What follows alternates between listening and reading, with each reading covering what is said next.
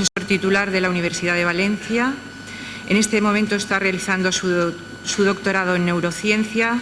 Es presidente de la Sociedad Española de Fisioterapia y Dolor, SEFID. Es director del Máster de Terapia Manual en la Universidad de Valencia. Imparte formación de posgrado en distintas universidades sobre abordaje del dolor. Es autor de 2 libros sobre columna cervical y es autor de distintos capítulos de libros también. Hemos comentado una circunstancia especial que tenía el profesor Torres, y es que debe salir después de su ponencia, así que a lo largo de su intervención pueden ir preparando preguntas para la mesa que antes de salir amablemente tratará de contestarles. Muchas gracias. Bueno, en primer lugar, agradecer al comité organizador del Ilustre Colegio Oficial de Fisioterapeutas de Andalucía que me haya invitado. Lo considero una deferencia. Y la verdad es que yo creo que esto es una provocación como título, ¿no? Dolor crónico, una nueva fisioterapia. ¿Qué quiere decir? ¿Que es que lo que hacemos no sirve? ¿Nos han enseñado mal? ¿Lo hacemos mal? Bueno, la verdad es que no pretendo ser en ningún modo pretencioso, pero lo que sí que quiero indicar es que a lo mejor hay que cambiar un poco el enfoque en nuestra atención al paciente, a un paciente que es muy especial, que es el paciente con dolor crónico. ¿Por qué es tan importante que nos enfoquemos o prestemos a este paciente atención? Porque es un problema clínico. Tenemos dificultades para manejar a estos pacientes, porque además muchos pacientes se deterioran. Y además porque desde un punto de vista económico supone una sobrecarga para los sistemas de salud considerable. Y porque, de hecho, hay que tener en cuenta que muchas veces los resultados que tenemos no son muy alentadores. Entonces, la definición de dolor crónico clásica es aquel que dura más de 3 meses, que persiste más allá de su tiempo de curación, pero yo creo que ya está para cambiarla. Es una definición del todo insuficiente. Un sujeto puede desarrollar un dolor crónico que se puede detectar a lo mejor a la semana, como ha demostrado Nederhan, o a los 15 días. Es decir, es un dolor que permanece pese a que los tejidos ya han curado. Por tanto, ¿cómo habría que definir el dolor crónico? Pues aquel que discapacita al individuo, que tiene un impacto en su vida, que es un dolor difícil de tratar y que consume los recursos. Y dolores crónicos vemos de muchos tipos. Son habitualmente dolores de carácter severo. Hay cuadros de dolor generalizado, cuadros de dolor complejo, y son pacientes que habitualmente sufren de mucha comorbilidad. Si atendemos a la prevalencia, pues bueno, el último estudio epidemiológico que tenemos sobre dolor crónico en España es este que aquí presento, del año 2012, que nos viene a decir que un 12% de los pacientes, de los sujetos en España, sufren de un dolor crónico. La media de edad está sobre todo en mujeres, entre 51 y 57 años. La duración del dolor está entre 6 y 14 años. Y lo que es muy relevante, y es que a pesar de que en España la mayoría de pacientes con dolor crónico es atendida, refieren que el tratamiento que están recibiendo no tiene ningún efecto. De hecho, un 60% de los pacientes se siente muy insatisfecho con el tratamiento que reciben. Si atendemos, por ejemplo, este estudio que se hizo en 100 unidades del dolor en España, he dicho 100, no 10, 100, nos dice que el dolor más prevalente, motivo de consulta, es el dolor lumbar crónico. ¿Eso qué quiere decir? Bueno, yo no sé si los que están aquí, los presentes aquí, que los fisioterapeutas no están contemplados dentro de los organigramas de las unidades del dolor. ¿Podríamos decir algo? ¿Podríamos colaborar en el tratamiento de manejos de pacientes con dolor lumbar? Y si analizamos el impacto económico, pues este estudio que se hizo en Europa y se publicó en septiembre del 2009 nos dice que el dolor musculoesquelético constituye el 49% del absentismo laboral, el 60% de la incapacidad laboral permanente, y que a los europeos nos cuesta 240 billones de euros. Por tanto, estos son grandes cifras, estamos frente a un problema considerable. Y entonces, ¿por qué hay dolor crónico? Esa es la primera pregunta que nos tenemos que hacer. Bueno, pues porque aumenta la esperanza de vida, ¿verdad? Pues no, como hemos visto, no existe relación entre edad avanzada y dolor crónico. Bueno, pues porque a más viejo, más pellejo, ¿no? Con el tiempo nos deterioramos, ¿no? pues sabemos que no existe relación entre cambios degenerativos y dolor. Estas son radiografías de pacientes ancianos, son columnas que se derrumban y la mayoría de ellos no sufre dolor o no tiene dolor crónico. Y también, bueno, pues hay dolor crónico porque, claro, esta civilización, al final, tantas horas sentado, esto es una auténtica falacia, ¿eh? Tenemos dolor crónico porque estamos más tiempo sentados y no nos movemos. Pues yo aquí les presento este cuadro fantástico de las espigadoras y les recuerdo a todos ustedes cuando nuestros parientes iban a la vendimia y estaban 3 meses vendimiando, la primera semana se partían la espalda, pero ninguno desarrollaba ningún cuadro de dolor lumbar crónico. Por tanto, cosas que sabemos que tienen que ver con el trabajo, pues no tienen nada que ver con las demandas físicas, tienen que ver con si uno está satisfecho con su trabajo, si trabaja o no bajo presión, si tiene un trabajo creativo o es un mandado, si tiene buenas relaciones con el jefe y compañeros, aspectos de esta índole. Entonces, ¿por qué hay dolor? ¿O por qué tenemos dolor crónico? Bueno, pues Jacobson y Mariano nos vienen a decir que si vamos mal con el dolor crónico es porque el modelo, la forma de comprender el dolor y el modelo estructural de nuestros sistemas médicos pues lo hace bastante mal. Y el primer problema, o sea, lo primero que hay que decir es que el fracaso en el tratamiento del dolor no se deriva de que los tratamientos no sean eficaces, sino se debe a la escasa comprensión de en realidad qué narices es el dolor. Y entonces, pues todavía seguimos utilizando conceptos del dolor pues cartesianos, y es decir, que Descartes pensaba que el dolor era un problema del cuerpo que la mente interpretaba. En su época estuvo muy bien. ¿Cómo lo traducimos a nuestro lenguaje actual? Pues percepción sensitiva generada del sistema nervioso central a partir de una lesión de los tejidos periféricos. Esto no es verdad. Esto nos lo creíamos, pero sabemos ya que no es verdad. Y eso nos ha llevado que, sobre todo en el mundo de la traumatología, de la fisioterapia, etcétera, utilicemos un modelo patomecánico, pensando que los signos y síntomas del paciente, el dolor, es un reflejo directo de una patología que está sufriendo. Y esto es un redibujo que hizo Butler de un estudio que hizo Haldeman, que fue presidente de la NAS, donde, según ese modelo patomecánico, debe haber una correlación entre la severidad del daño y la intensidad del dolor, ¿no? Como el problema está en los tejidos, aplicamos un tratamiento y el dolor debe remitir. Y entonces, bueno, en fisioterapia vemos un paciente con dolor lumbar y el fisioterapeuta piensa, bueno, ¿están los huesos en las articulaciones? ¿Están los discos? ¿Es un problema de inestabilidad? ¿Están las fascias? ¿Están los nervios? O a lo mejor hay algo que se nos escapa y que es a lo mejor un poco más esotérico todavía, ¿no? Porque esta es la práctica habitual. Y todos los que llevamos algún tiempo en la práctica clínica conocemos lo que es la paradoja del dolor, y es que vemos pacientes con una patología importante que no refiere ningún síntoma y sujetos donde no vemos ninguna patología que tiene un dolor severo e intratable.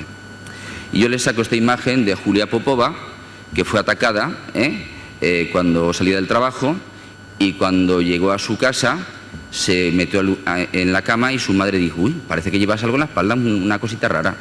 Y fue a verla, la despertó y vio que tenía clavado un puñal. No sabía que le habían clavado un puñal en el cuello. Casos de estos también se han dado en España, Y seguimos en el dualismo. Los pacientes con dolor crónico hay que tratarlos los médicos y los psicólogos. Están muy chungos, tienen el cuerpo muy mal y claro, como están tan mal, están depres y están ansiosos, ¿no? Y vivimos todavía en el dualismo cuerpo-mente. Y otra de los problemas que se deriva de esta concepción del dolor es que al final el tratamiento que el paciente recibe depende más de las preferencias del clínico que de la patología que tiene. Si acude a un traumatólogo, pues le propondrá una artrodesis. Si acude a un fisioterapeuta que le encanta crujir los huesos, se los crujirá. Si a otro que le encantan los puntos gatillo, lo dejará como un colador. En fin, lo habitual, ¿no? Por tanto, hay que cambiar de paradigma. Y eso es doloroso, Eso es doloroso. Entonces hay que cambiar un poco y nos tiene que doler un poquito, ¿no? Y el primer paradigma es la práctica basada en la evidencia, que significa que muchas de las cosas que hacemos pues realmente tienen muy poquita evidencia y hay que empezar a olvidarse de ellas. El modelo biopsicosocial, y es que las creencias, las conductas y el contexto social tienen importancia crítica en las manifestaciones del dolor, de la enfermedad y en cómo un paciente evoluciona. Y esto ya nos lo presentó la OMS, y es que durante años nos hemos preocupado de esto, de dónde estaba el problema, cuando de lo que nos tenemos que preocupar es en qué medida ese paciente, pues su calidad de vida se ve alterada. Y esto es lo que debe ser relevante. Entonces, por eso yo hago un esquema en la historia clínica que es esta, ¿no? Hay distintos dominios, hay factores implicados en el problema del paciente y estamos obligados siempre a evaluar creencias y conductas. Bueno, entonces, el dolor es una experiencia multidimensional, ¿no? Esto nos lo dijo ya la IASP, ¿no? La Sociedad Internacional para el Estudio del Dolor. Tiene aspectos sensoriales, tiene aspectos afectivos, el dolor es una experiencia aversiva, desagradable, tiene aspectos cognitivos, lo que piensa un paciente sobre lo que tiene determina la experiencia, eso es absolutamente evidente. Pero también asocia alteraciones en las respuestas motoras, en las respuestas neuroendocrinas, en la respuesta del sistema inmune. Tiene un papel importante la conducta, el dolor tiene una función absolutamente conductual, modifica nuestras conductas, el rol del enfermo, conductas de miedo-evitación, y evidentemente se expresa en un concepto, en un contexto social y cultural que finalmente determina también la experiencia. Entonces, lo primero que hay que recordar, que lo sabemos todos, y es que una cosa es la nocicepción y que puede haber dolor tras la nocicepción, eso es evidente, nadie lo duda, pero ciertamente puede haber dolor sin nocicepción. Y esta es una frase de Lorimer Moseley que me parece genial, y es que la nocicepción no es suficiente, con nocicepción solo no hay dolor, y es que además no es necesaria, no hace falta nocicepción para sufrir dolor. Por tanto, ¿cuál es el nuevo paradigma que debe abordar el dolor crónico? Pues lo podríamos llamar el neurobiológico. ¿Y eso qué quiere decir? Pues que tenemos que hacer un paso de un modelo centrado en la patología o en la disfunción a este modelo que se orienta a la neurobiología de los tejidos. Eso quiere decir que en pacientes con dolor crónico el problema no está en los tejidos, sino que está en el cerebro. Y esto se ve reflejado, y les saco aquí un capítulo muy bueno de Louis Gifford y Mick Tucker y Jones, que se publicó en una de las, diríamos, Biblias del dolor, en el año 2005, y es el papel fundamental que ha jugado la fisioterapia a nivel mundial, en algunos países, en el modelo, en el cambio de modelo de atención al paciente con dolor crónico. Bueno, con esta intención, pues un grupo de fisioterapeutas ya hace unos años, y también no fisioterapeutas, impulsamos la creación de esta sociedad, que es la SEFID, intentando cambiar el modelo de atención al paciente y tener una influencia en la sociedad. De lo que se trata es de que el paciente con dolor crónico realmente esté mejor atendido y se resuelva su situación. Entonces, ¿qué es el dolor crónico? Bueno, pues el dolor crónico sabemos que son cambios en el procesamiento central del dolor, es un proceso de sensibilización central, que sabemos que es complejo, que ocurre en múltiples niveles del sistema nervioso, y no me voy a alargar con esto.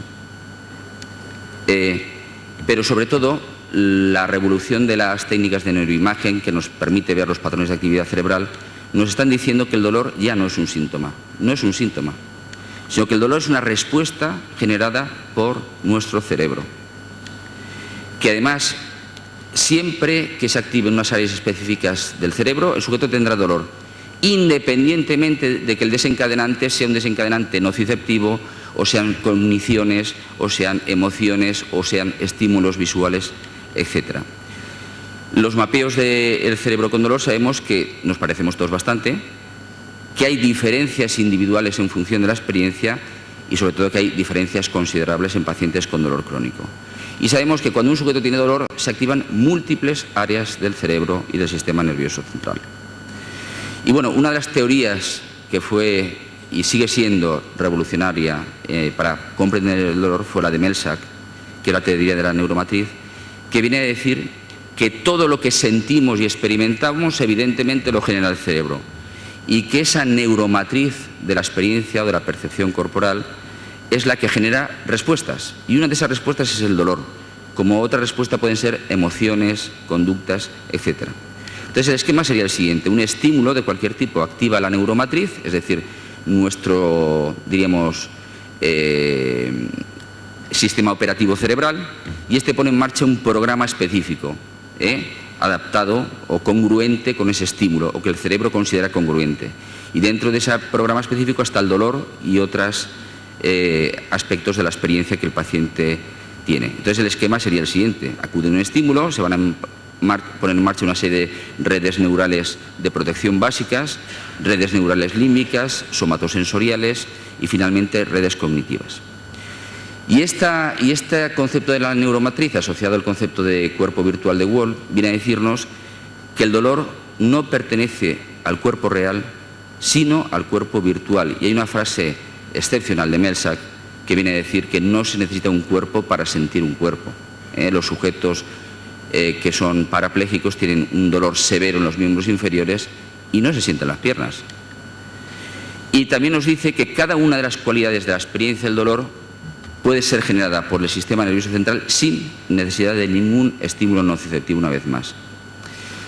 Entonces, ¿qué es el dolor? Pues el dolor es, y sirve para explicar bien esto, pues como una ilusión óptica que genera el sistema nervioso. Yo les voy a decir que la imagen de arriba es del mismo color que la de abajo. Y me dirán, no, ¿verdad que no? Pues bueno, colocamos un cuadro de por medio y se van pareciendo, ¿no? Y todavía habrá gente que tenga dudas. ¿Realmente son del mismo color? Bueno, pues cogemos un cuadrito, lo ponemos abajo. Uy, se ha escondido, ¿no? Cogemos otro cuadrito, lo ponemos arriba y se ha vuelto a esconder. Nuestro cerebro nos dice que son de distintos colores por el contexto. Es decir, nuestro cerebro genera una respuesta coherente y es que lo veamos de distintos colores. Pues el dolor es exactamente igual. Es una respuesta que nuestro cerebro considera coherente a los estímulos que recibe. Y sobre todo, ¿qué es el dolor? Es una respuesta frente a una amenaza percibida, ya sea esta real o imaginada. Una vez más, el esquema sería un estímulo de cualquier tipo, nociceptivo, cognitivo, emocional. El cerebro tiene que decidir en milisegundos: esto es potencialmente peligroso, este estímulo quiere decir que estoy en peligro, y para ello va a acceder a la memoria, a experiencias pasadas, etc. Si considera que ese estímulo es potencialmente peligroso, pondrá en marcha la neurofirma, nuestra neurofirma del dolor, y experimentaremos dolor. Si frente al mismo estímulo, en un contexto distinto o en otro momento, nuestro cerebro concluye que no hay dolor, pues nuestro cerebro pondrá en marcha sistemas de inhibición descendente y no experimentaremos ningún síntoma. Y además el dolor es más. El dolor no solamente activa nuestro sistema nociceptivo, sino que es una respuesta multisistémica. Pero no nos vamos a enrollar, ¿verdad? Pero sobre todo lo que hay que entender es que el dolor crónico es una memoria. Y como dice Abkarian, el dolor crónico consiste en la persistencia de una memoria del dolor o en la incapacidad para extinguir la memoria del dolor que apareció por una lesión, por ejemplo. Y un artículo de junio de este año es fantástico, que nos demuestra cómo la experiencia de ansiedad, el miedo, el estrés, es decir, por tanto, la activación de la amígdala, y lo que produce es la generación de nuevas neuronas en el hipocampo. Lo cual, ¿qué quiere decir? Pues que toda experiencia emocionalmente adversa va a ser memorizada de una forma fantástica, y el dolor lo es. Por tanto, ¿qué activa la memoria del dolor? Pues pueden ser estímulos nociceptivos, evidentemente, o estímulos que el sujeto ha memorizado y no son nociceptivos realmente, o estímulos cognitivos como miedo al dolor, o estímulos emocionales, o estímulos visuales, cualquier cosa que el sujeto considere que es un estímulo coherente para poner en marcha esa respuesta del dolor. Y les voy a poner una pequeña peliculita ahora. Y esta es una paciente que me acudió hace un año por una latigazo cervical. Cuando le hice la entrevista, en realidad su problema, yo te aviso, en realidad su problema no es pérdida del cuello, sino es que tenía un dolor severo en la rodilla, un dolor que había tenido 4 años antes después de una cirugía del cruzado anterior.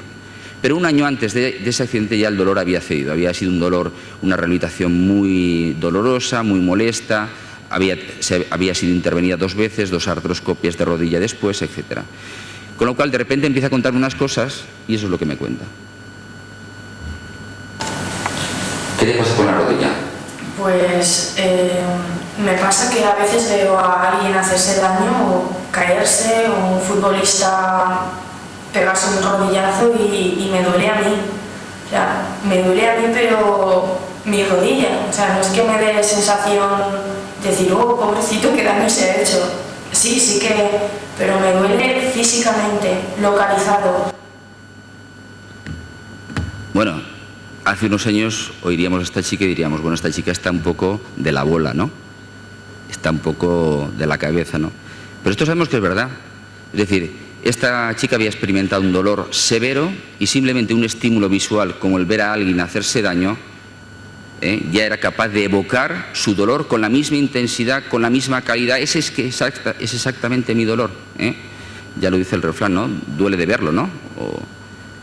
Bueno, entonces, ¿qué sabemos más? ¿Qué nos dice la neurociencia? Pues que el cerebro cambia en sujetos con dolor crónico y, por ejemplo, sujetos con fibromialgia hay un aumento de la actividad cortical que los diferencia de los sujetos normales. Además, sabemos que el cerebro se modifica, hay una reorganización cortical y subcortical y, entre otras cosas, hay cambios en la representación en área somatosensorial primaria de nuestro cuerpo. Y esto, por ejemplo, estudios de Gerta Flor nos demuestran que en sujetos que tienen dolor de miembro fantasma, pues hay un solapamiento de la área que corresponde con la boca a la área que corresponde con la mano. Es decir, que nuestro cerebro se modifica. O, por ejemplo, estudios de Meinhofer en síndrome doloroso regional complejo, que también vemos lo mismo, que hay un solapamiento, si la distancia normal es 1,8 centímetros entre el primero y el quinto dedo, pues en sujetos con síndrome doloroso regional complejo eso se reduce pues, a 0,9 centímetros. Es decir, que nuestro cerebro cambia, lo cual nos explica muchas veces cómo sujetos se puede evocar sensaciones dolorosas o no dolorosas en áreas que teóricamente no corresponden con la zona estimulada. Os les presento aquí un caso de una chica que vi con un síndrome doloroso regional complejo tipo 2. Se hizo una cirugía del túnel carpiano y el cirujano le seccionó parcialmente el mediano, hizo un neuroma en continuidad, fue después, tuvo un dolor severísimo, bueno, donde su tercero y cuarto dedo se habían convertido en uno solo. Por tanto, no podía hacer ningún movimiento individualizado de los dedos. Entonces, se le pedía que abriera la mano y no los podía despegar, se le pedía que cerrara la mano y los dos dedos eran auténticamente uno solo, desde un punto de vista motor y sensitivo. Era incapaz de diferenciar un dedo del otro. Bueno, pues además los pacientes con dolor crónico sufren de muchas otras cosas. Tienen una comorbilidad muy elevada y alteraciones de tipo emocional. Y entre las cosas que sufren es un síndrome de hipersensibilidad sensorial generalizada. Cosas curiosas. Por ejemplo, los sujetos con fibromialgia les molesta más el ruido. No es que les moleste más, es que además oyen más que los sujetos normales. O los sujetos con dolor crónico, este es otro estudio del grupo de Akkarian, es alucinante. Los sujetos con dolor lumbar crónico detectan mejor los sabores que los sujetos normales. Tiene una hipersensibilidad sensorial gustativa. Y otras cosas, pues que sabemos que el dolor funde el cerebro. Y esto es cierto, muchos estudios lo demuestran, muchos, Y es, por ejemplo, sujetos con fibromialgia tienen una atrofia, una disminución de la sustancia gris a nivel del cerebro. Y en zonas relevantes. O este estudio también de Akkarian, los sujetos con dolor lumbar crónico tienen una atrofia del córtex prefrontal, se hacen más cortitos, más tontitos, tienen déficits cognitivos. Y como dice Breivik, de forma resumida, el dolor crónico es una enfermedad del cerebro. El dolor crónico está en el cerebro. Con lo cual, si tenemos que abordar el tratamiento del dolor crónico, ¿qué tenemos que hacer? Lo primero, que lo que hagamos esté basado en la evidencia y sobre todo centrado en el paciente. Y pues por provocar un poco al personal hay que saber que la evidencia nos dice algunas cosas, y es que los tratamientos pasivos y las terapias alternativas son irrelevantes en el manejo de pacientes con dolor crónico. Y la evidencia que nos dice que hay cosas que sí que funcionan, y es educar al paciente, una fisioterapia activa y aumentar su nivel de actividad física. Entonces, ¿cuál es el tratamiento que ya hace años que promovemos y alguno de aquí, de los que está aquí, está utilizando también? Pues primero un abordaje cognitivo y conductual, el objetivo es la sensibilización central, modificar esa reorganización cortical que el paciente ha sufrido, y que es crítico manejar aspectos psicosociales que están implicados en la experiencia del dolor del paciente. Y entonces este sería un poco el programa que en mi práctica de dolor crónico yo hago. Hay una parte que sería la reestructuración cognitiva, la desensibilización, la reeducación física y sobre todo estimular a que vuelvan a su vida normal. Entonces, en conclusión, ¿qué hay que hacer? Pues lo que tenemos que hacer es, si el problema está en el cerebro, debemos hacer fisioterapia para tratar el cerebro, adaptada al cerebro. Y entonces, ¿qué es lo que hace el fisioterapeuta o el clínico que se dedica a tratar a esos pacientes? Pues es un rol totalmente distinto. En vez de aplicar técnicas, lo que hacemos es estimular cambios cognitivos, conductuales y favorecer cambios neuroplásticos. Lo que intentamos es resetear el cerebro. Y para tratar el cerebro, pues yo de forma esquemática divido el tratamiento pues en estos 5 aspectos. Por ejemplo, tratamiento cognitivo, porque son sujetos que tienen cogniciones erróneas, catastrofistas, tienen conceptos patoanatómicos erróneos que a lo mejor les hemos transmitido nosotros o otros profesionales de la salud. Y entonces tenemos que hacer una auténtica reestructuración cognitiva. Y para ello la neurociencia nos apoya.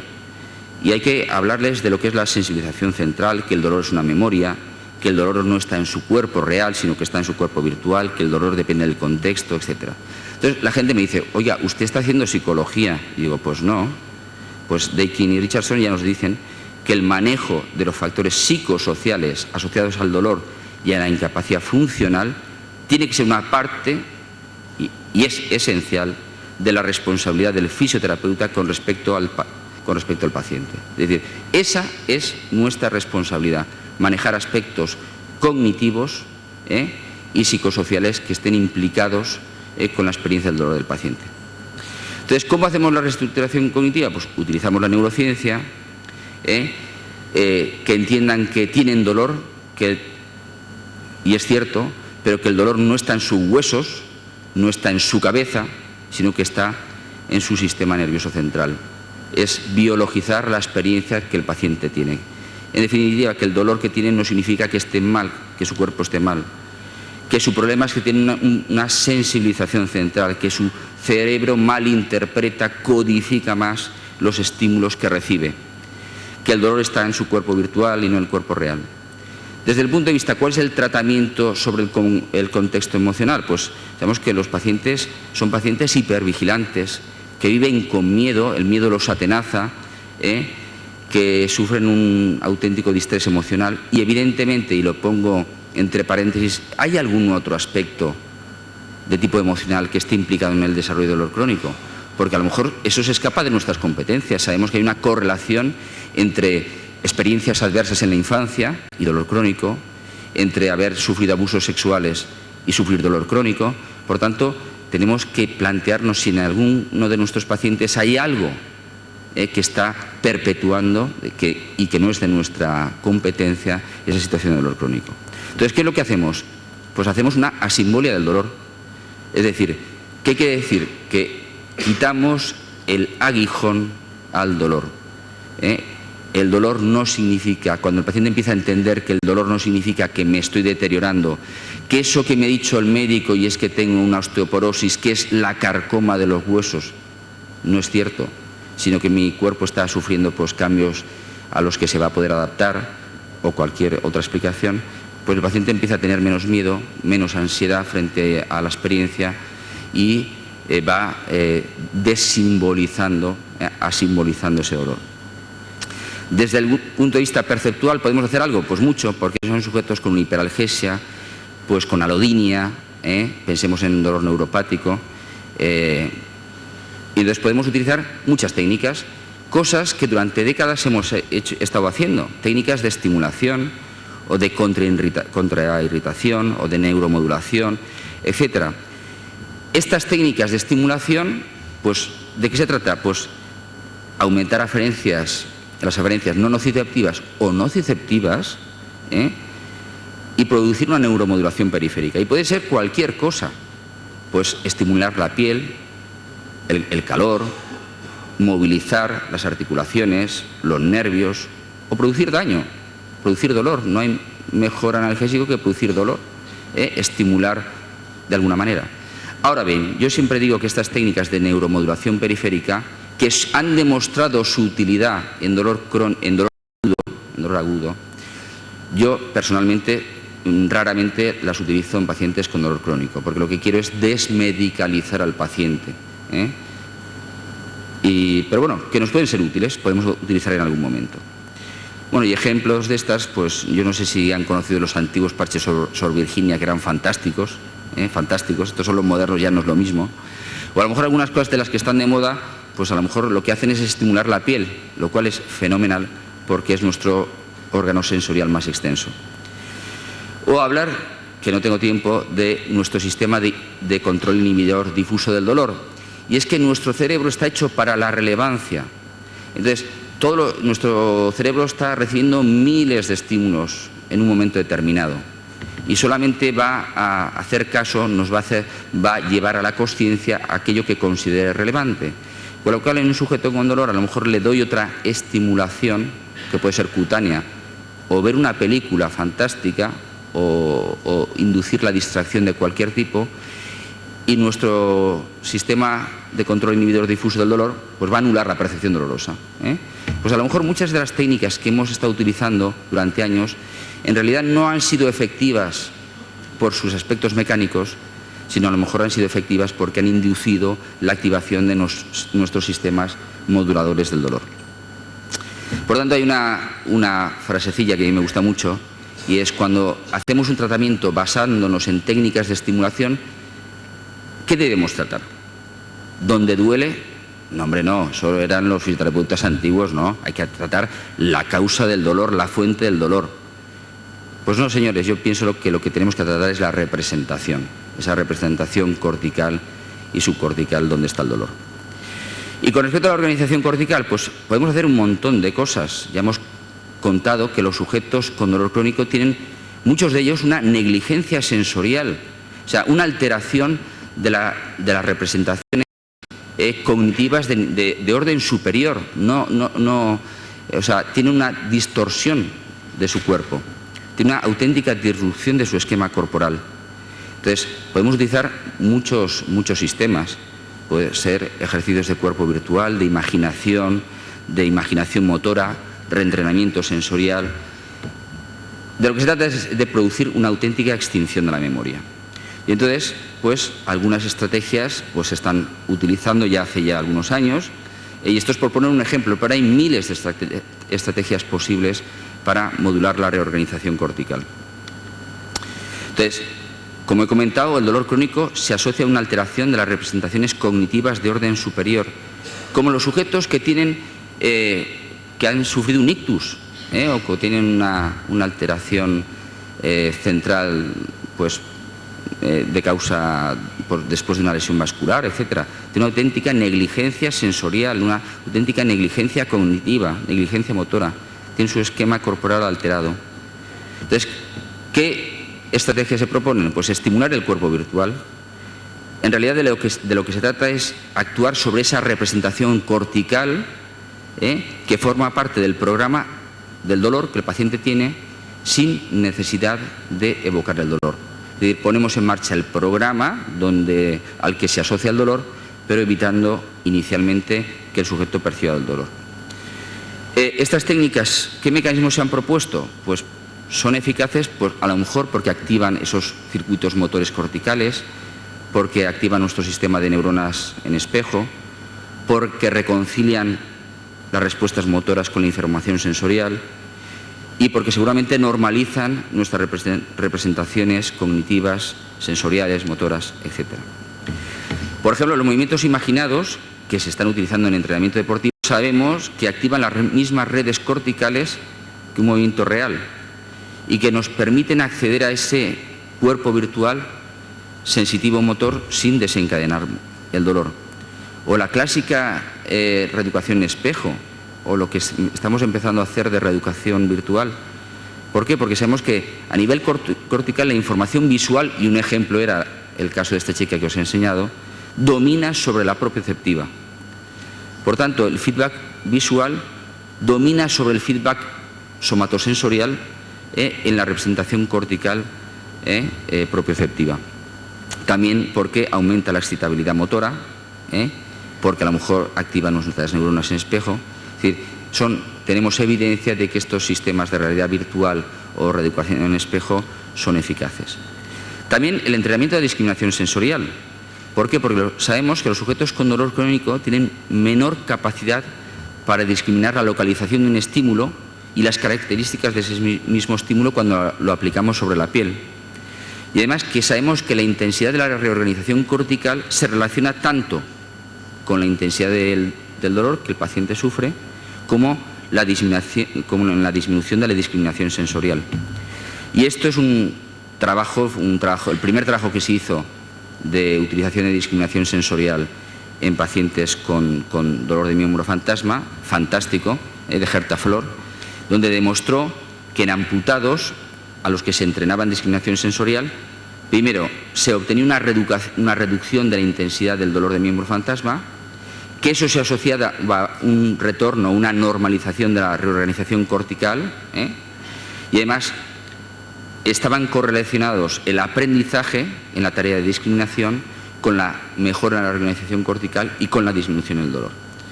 Bueno, de paso, si quieren oír ustedes a Gerta Flor, pues yo lo recomiendo, les haré publicidad de un próximo congreso internacional que tendremos a inicios de año.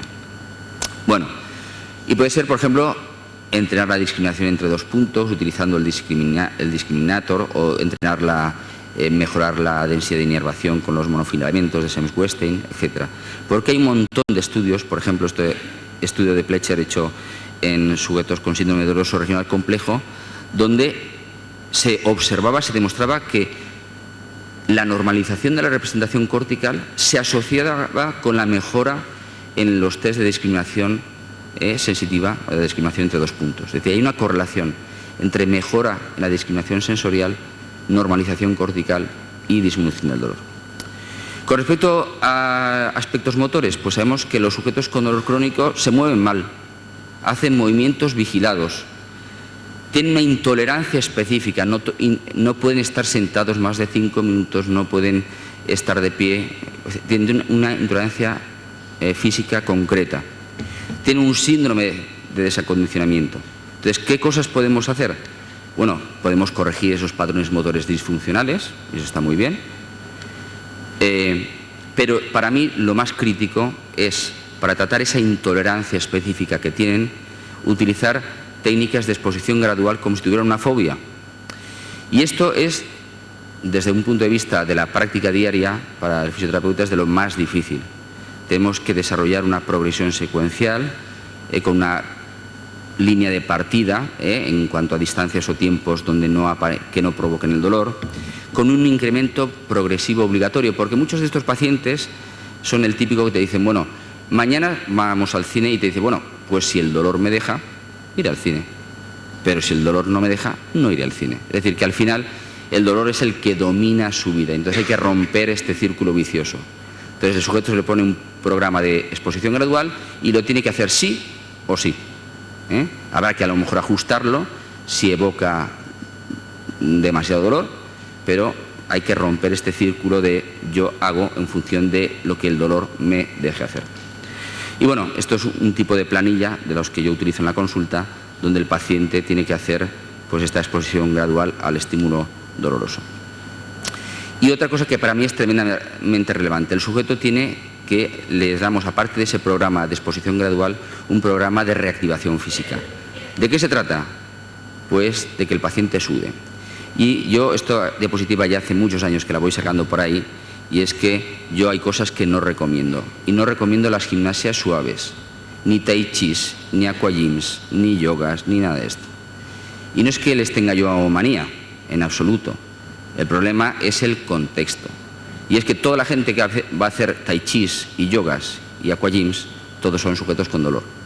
Y mis pacientes con dolor crónico, una vez empiezan el programa, tienen prohibido hablar de dolor. No pueden hablar de su dolor. Claro, se juntan a otros, en estos grupos de pacientes, y al principio intentan aguantarse cuando alguien les dice, oye, ¿tú cómo estás hoy? Y dicen, bien, bien, bien. Y la otra sigue, pero es que yo hoy me he levantado fatal ¿y de verdad que estás bien? Y al final caen en la tentación y dicen, ay, pues yo estoy fatal también, la verdad. Y entonces mal, eso va muy mal. Entonces yo recomiendo a los pacientes que hagan actividad física en un ambiente que no tenga nada que ver con el mundo del dolor. Porque además, ¿el ejercicio físico es bueno para el dolor? Sí, mejora el desacondicionamiento físico, pero seguramente lo más potente del ejercicio físico y es que tiene que ver con las creencias, con experimentar el éxito en el rendimiento físico. Y eso tengo experiencia de muchos años, de pacientes que se sentían hechos polvo, con una autoestima por los suelos, se sentían fatal consigo mismo. Recuerdo un psicólogo con un dolor lumbar crónico, y yo le obligué, entre comillas, a que fuera a un gimnasio, se aficionó, era un sujeto que nunca en su vida había hecho ejercicio, era un intelectual, le daba asco sudar. Se aficionó a ir al gimnasio, después a la bicicleta de montaña. Al cabo de unos pocos años, cuando iba al pueblo de su mujer, que vivía en Galicia, se iba con los jóvenes del pueblo a hacer bici de montaña y le llamaban el Duracell, los reventaba a todos. Y hace como 2 años escaló el Kilimanjaro. O sea, ¿qué hicimos? ¿O qué hizo él? O sea, cambiar la percepción de sí mismo, de sentirse de un tío hecho polvo, incapaz de hacer nada, a experimentar que su cuerpo funcionaba, a mejorar su autoestima, etc. Y sobre todo yo lo que recomiendo, actividades lúdicas, bailar. Bailar es buenísimo.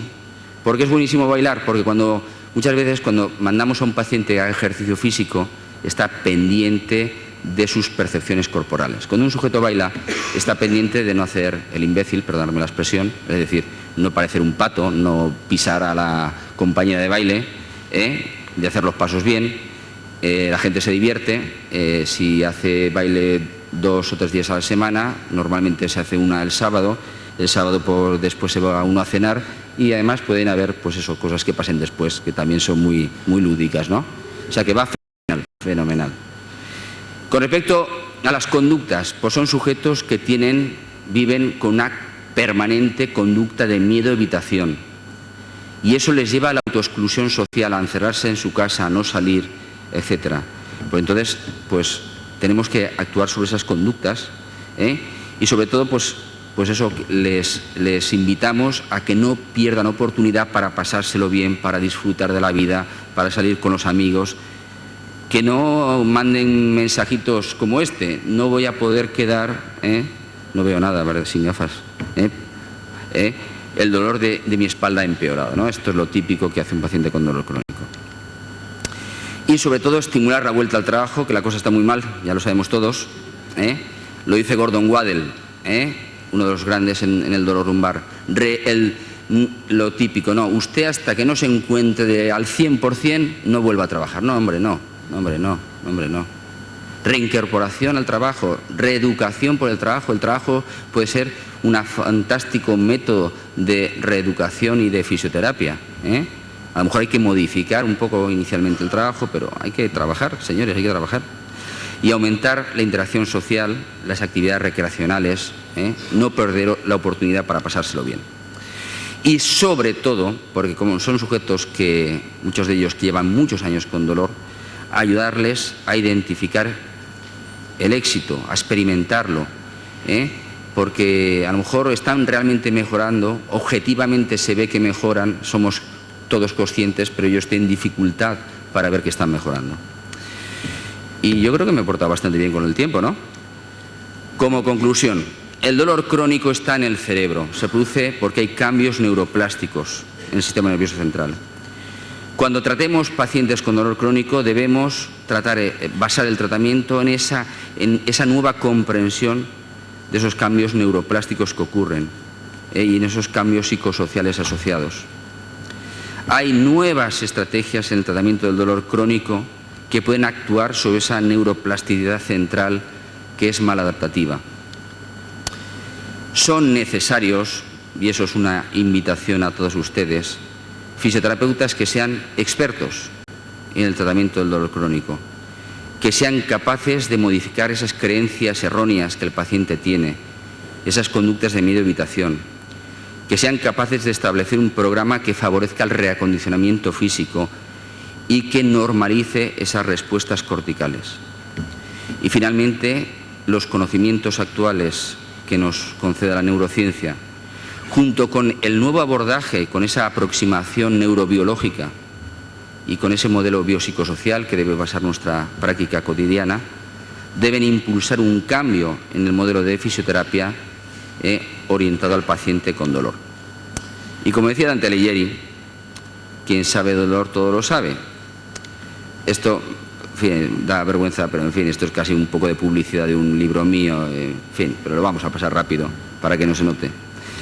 Y finalmente, invitaros a todos vosotros al segundo Congreso Internacional de Dolor y Fisioterapia de la SEFID, que lo tendremos el 3 y 4 de febrero en la Universidad de Alcalá de Henares. Aquí tenemos el director del departamento que muy amablemente nos está apoyando, con muchos ponentes internacionales de altísimo nivel como Gerta Flor, Thomas Graven Nielsen, Paul Watson, un fisioterapeuta que fue el anterior presidente de la Sociedad Inglesa del Dolor, que está dominada por anestesistas, pues fue un fisioterapeuta el presidente, o Ian Wilson y otros muchos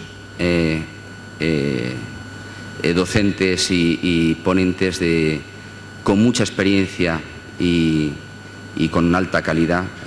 Está aquí entre nosotros Arturo Goicoechea, neurólogo, lo estoy viendo. Hola Arturo. Y que yo creo que va a ser una fantástica oportunidad para entender qué es esto del dolor crónico, qué cosas se puede hacer en dolor crónico. Y bueno, muchas gracias por vuestra atención.